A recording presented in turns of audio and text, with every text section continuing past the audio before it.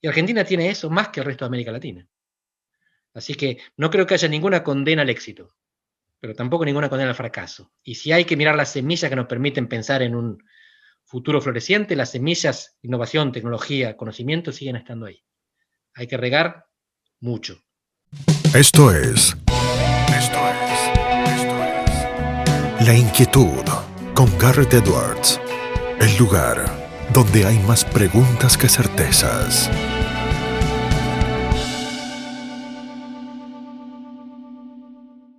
Damos vuelta de página aquí en La Inquietud por CNN Radio Rosario. Nos damos un lujo, un placer, un privilegio. Vamos a charlar ahora con alguien que es licenciado en Ciencia Política por la Universidad de Buenos Aires, es doctor por el Instituto Universitario Europeo, es investigador principal en el Instituto de Ciencias Sociales de la Universidad de Lisboa, en Portugal. Siempre que tengo la oportunidad de charlar con él, me quedo con alguna reflexión o con más de una. No es otro que Andrés Malamud. Andrés Garrett Edwards te saluda, un placer tenerte aquí con nosotros. ¿Qué tal, Garrett? ¿Cómo estás? Te agradezco la invitación. Te agradezco a vos, Andrés, por aceptarla. Empezamos con algo que tiene que ver con los balances, que tiene que ver ya con más de un año de pandemia. ¿Qué te sorprendió de la respuesta de la humanidad en este año? Qué buena pregunta. El contraste entre Occidente y el resto del mundo. En términos del impacto sanitario y en términos de las consecuencias económicas, vemos que en Asia, sobre todo Asia-Pacífico y en África, las cosas fueron muy diferentes al mundo desarrollado. Pero lo que más me llamó la atención es que dentro del mundo, el mundo desarrollado occidental, porque Japón y Corea del Sur también lo son. Pero en Occidente lo que vimos es que no hubo una gran diferencia en los resultados. No importa lo que hayan hecho los países occidentales, con poquísimas excepciones, a todos les fue mal. Y por poquísimas excepciones me refiero a islas o islas funcionales. Nueva Zelanda o Noruega, que por diferentes razones consiguen aislarse de los demás. Pero en general lo que vemos es que en Europa continental, en Gran Bretaña, en Estados Unidos y en América Latina, todos hicimos las cosas más o menos diferente y no fue más o menos igual. Eso me llamó la atención. Y te llevo a un capítulo del cual hablábamos el año pasado. Vos te adelantabas varios meses y queda registrado, digo, lo pueden ir a buscar, pueden encontrar estos dichos de Andrés Malamud en lo que es el pasado reciente. Cuando faltaba todavía bastante para las elecciones en los Estados Unidos, faltaba todavía bastante para que viéramos lo que fue el enero de este año con Donald Trump. Vos ya de alguna manera profética, uno cada tanto le pega exacto lo que va a suceder, ya nos contabas lo que pensabas iba a terminar sucediendo con Donald Trump. Con varios meses de Joe Biden, ¿empezás a notar alguna diferencia en el país del norte? Sí, hay un artículo muy, muy interesante que salió en Foreign Policy, ayer o hoy, donde habla de que Estados Unidos se caracteriza por llegar siempre tarde y remontarla.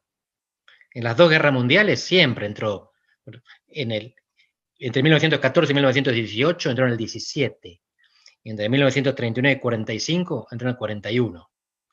Y la agarra de atrás y después supera a todos los demás y sale victorioso. Y hoy el documento lo que decía es precisamente eso. Estados Unidos fue un desastre, un caos sanitario, se quedó sin lo básico, sin oxígeno, sin respiradores, sin máscaras, y ahora está a nada de tener superávit de vacunas.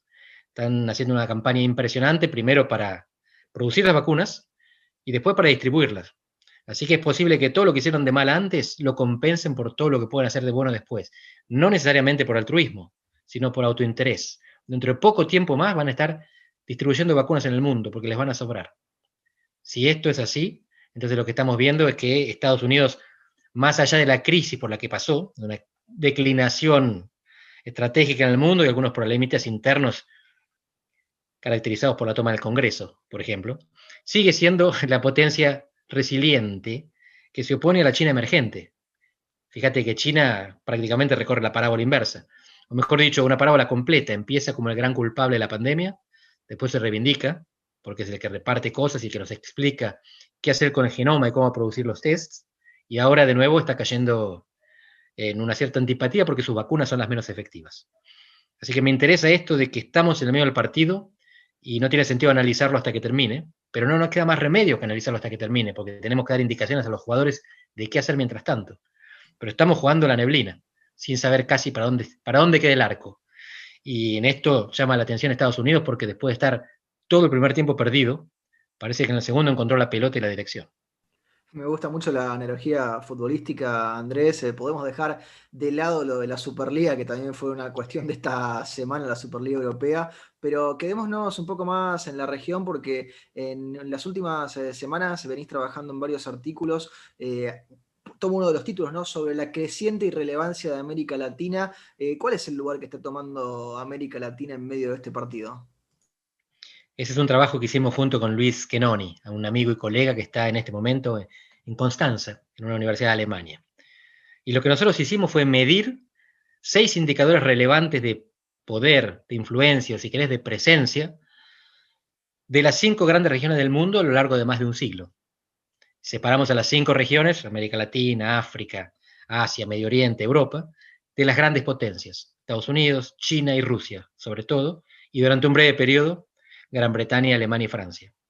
Y lo que vemos es que América Latina se retrae en todos los indicadores. Tenemos menos población, menos ejércitos,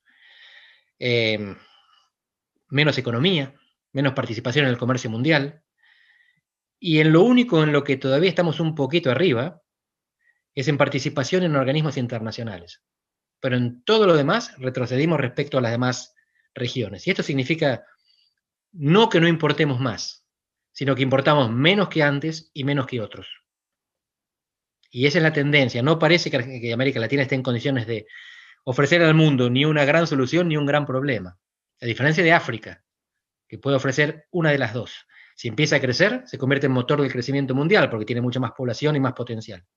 Si no, se convierte en una bomba de tiempo de explosión demográfica. Así que por lo bueno y por lo malo, África es más relevante que América Latina.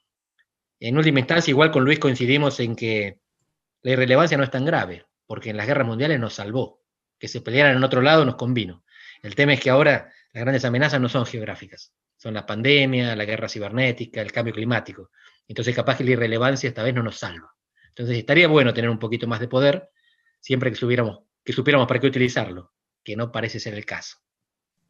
Qué imagen esa también potente, Andrés, ¿no? De cómo ha ido cambiando en tan poco tiempo, porque digo, nos vamos 50, 60 años para atrás, que a lo mejor sí es una vida completa de alguien, o lo era en otras épocas, pero en el medio se ha modificado el panorama completamente y lo sigue haciendo a pasos agigantados. Durante el año 2020, Andrés, vos te encargabas también de analizar cómo se estaban dando distintos procesos democráticos vinculados y entrelazados con la pandemia.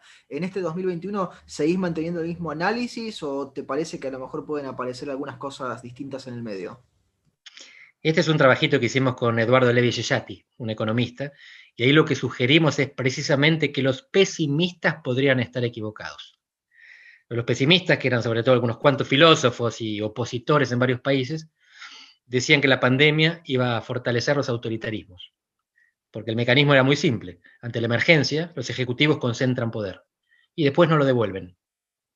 Y con Eduardo lo que sugeríamos es que esto es como aquel principio nietzscheano del filósofo Nietzsche, que todo lo que no me mata me fortalece.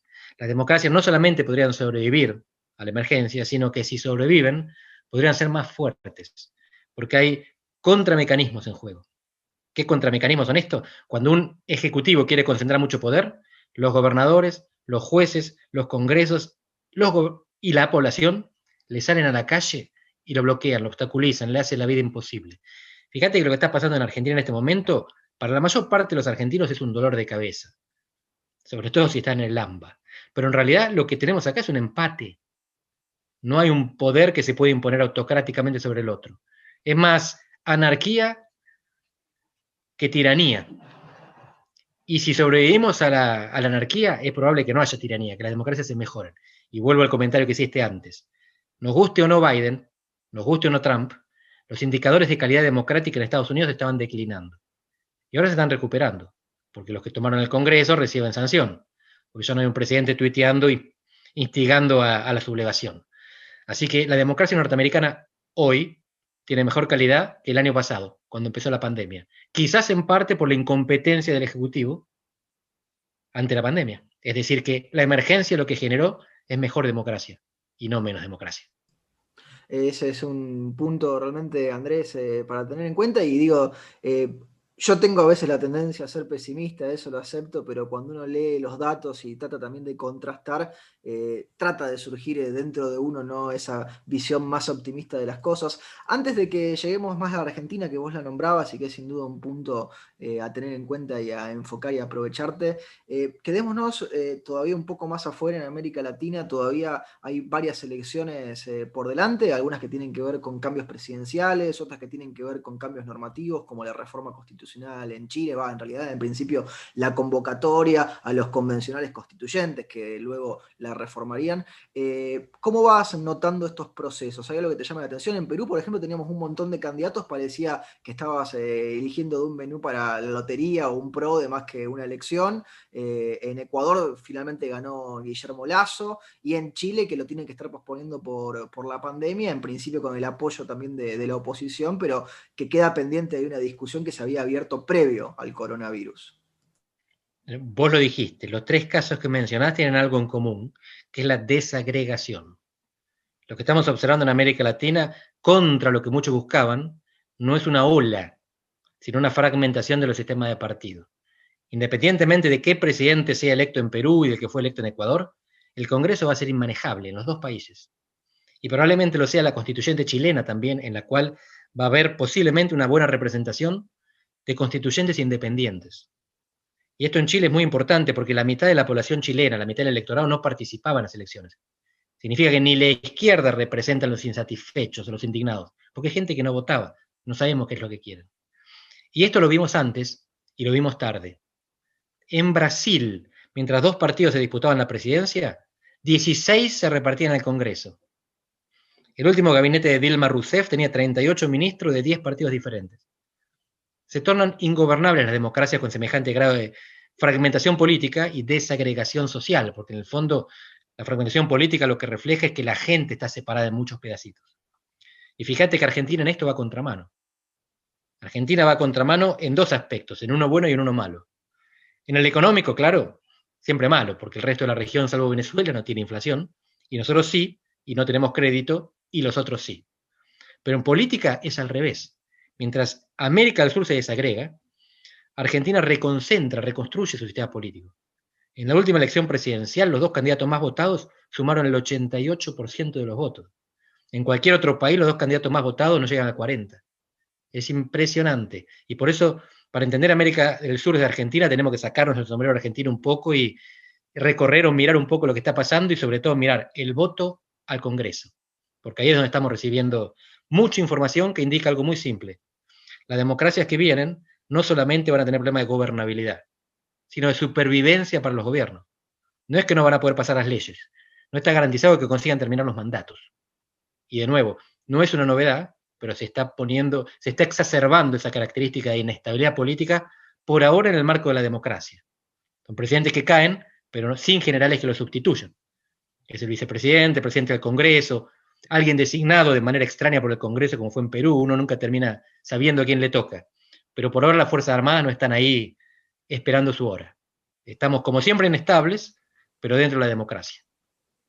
Andrés, esta diferencia que vos marcás entre ciertos procesos que se vienen dando en América del Sur y que no se vienen dando exactamente de la misma forma en Argentina, ¿explicaría por qué Brasil tiene, por ejemplo, su Bolsonaro, pero la Argentina no tiene personajes de ese estilo, por lo menos por el momento, o por lo menos no con esa fuerza y ese foco?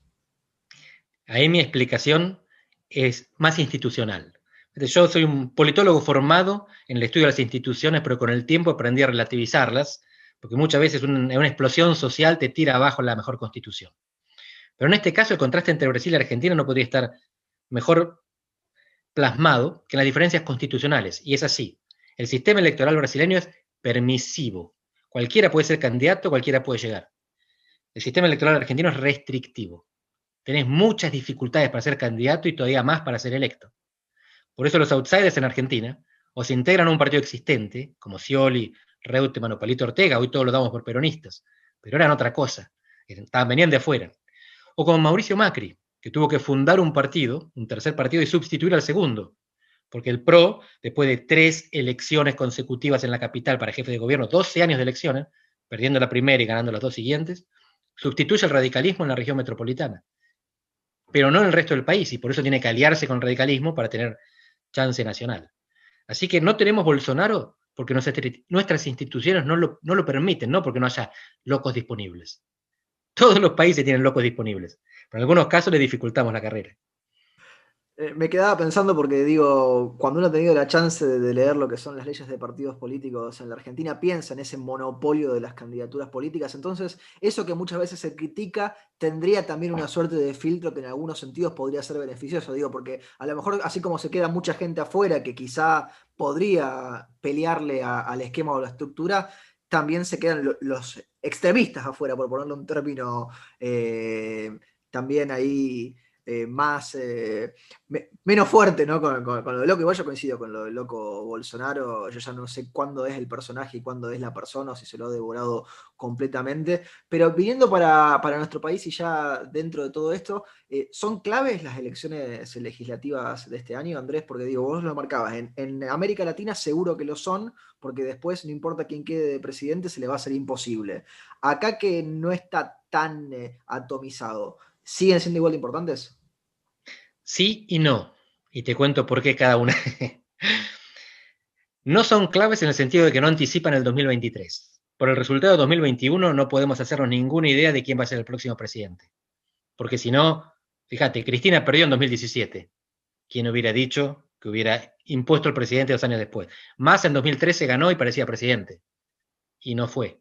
De Narváez en 2009 derrotó a Néstor Kirchner. Y después desapareció. Así que no nos indican el próximo presidente, pero nos indican la fuerza que va a tener el actual. Si el Frente de Todos pierde las elecciones intermedias en la provincia de Buenos Aires, todos se le van a animar a Cristina. Todos dentro del peronismo. Eso no significa que haya un nuevo líder que la sustituya. Muy probablemente lo que tengamos es anarquía. Los gobernadores cada uno peleando la suya y 1000 candidatos floreciendo para disputar el sillón de Rivadavia 2 años después. Pero eso lo que significa es esto: la turbulencia o la estabilidad del gobierno depende de que le vaya bien en las elecciones de la provincia de Buenos Aires, sobre todo. El 2023 está mucho más lejos y está mucho más indeterminado. Y por eso estas elecciones nos hablan más de, si querés, el futuro cercano que el futuro lejano, porque 2023 es como si fuera un siglo. Sé que has estado dedicándole en los últimos días un tiempo a repasar las ideas de Maquiavelo, un clásico, Andrés. ¿Qué hay de Maquiavelo en la Argentina? ¿Hay algo de Maquiavelo en la Argentina dando vueltas o nos ha quedado solamente en los libros? Maquiavelo nos sirve para entender muchas cosas. Desde el equilibrio de poderes, hasta el valor del pragmatismo, hasta el peso de la calumnia, de lo que hoy llamaríamos fake news. Y en Argentina el problema es que hay muchos que se creen maquiavélicos sin la astucia de Maquiavelo, porque en el fondo lo importante es esto: Maquiavelo era un pragmático al servicio de un ideal. Y el ideal era la construcción del Estado italiano, que al no conseguirla, dejaba a las ciudades italianas expuestas a los invasores predadores de las cercanías, España, Francia, Suiza. Y por lo tanto lo que él quería es, sintetizando, la economía de la violencia. Esta es una frase de Sheldon Walling que para mí expresa lo mejor de Maquiavelo. Maquiavelo no era contrario a la violencia, él creía que la violencia era inevitable. Y entonces la cuestión es cómo producimos la menor cantidad posible. La respuesta es con orden político, con un Estado fuerte, Principado, República, lo llamaba él, que esté en condiciones de evitar que los demás ejerzan la violencia. En última instancia, el Estado, el monopolio de la violencia, la expropia de la sociedad y la impide de los invasores. Y en Argentina, sacando esto de la guerra, de la violencia, del monopolio, lo que muchas veces veo es un pragmatismo sin rumbo, un pragmatismo que no está al servicio de un ideal, de la construcción de algo superior, un pragmatismo que gira loco al servicio de sí mismo. Y en última instancia lo que vemos en Argentina es lo que muchos definen como el Día de la Marmota. Todos los días son parecidos. En realidad el Día de la Marmota es lo contrario, porque el Día de la Marmota él cada día aprendía algo nuevo que le sirve finalmente Mejoraba. para salir de trampa. ¿Cómo? Mejoraba un poquito cada día. Mejoraba, exactamente, él fue mejorando cada día. Lo que toman esta metáfora a veces se pierde ese detalle. Y en Argentina no. Parece que no aprendíamos nunca. Estamos siempre encerrados al mismo día y siempre haciendo lo mismo. El famoso péndulo, si querés, el famoso remolino que no nos permite salir. Maquiavelo, no sé si nos hubiera sacado, pero nos hubiera hablado en la oreja para decirnos, hay que salir. pongan un ojo en la orilla y remen en la misma dirección, porque si no el torbellino se los va a tragar. Me quedaba pensando en El Día de la Marmota, que es un peliculón, Andrés, con Bill Murray, Hechizo del Tiempo, también la tradujeron en algunos países, y que Harold Ramis contaba que en una primera versión del guión llevaba como 10.000 años seguidos el personaje atrapado en ese ciclo, en ese loop. Y te retomo el punto del optimismo y jugamos, si querés, con las predicciones que no nos hacemos cargo si no suceden, ¿no? Pero ¿vos ves a la Argentina en ese Día de la Marmota mejorando en algún momento? Digo, la parte tuya optimista, ¿eso lo siente? Sí, es un escenario posible. No te afirmaría, no firmaría y no apostaría que es el más probable. Pero no tengo ninguna duda que es un escenario posible por los indicadores presentes y pasados. Muy sencillo. Argentina es un país en desarrollo, por no decir subdesarrollado, pero le vende tecnología de alto nivel a países desarrollados. Centrales nucleares a Australia y Nueva Zelanda, ahora producimos vacunas, no es de ahora. Ahora la gran novedad es que es la Sputnik, pero en realidad Argentina es uno de los pocos países del mundo que producen vacunas, que ponen satélites en el espacio, que tiene el Balseiro, que tiene el INVAP, que tiene los unicornios, que exporta conocimiento.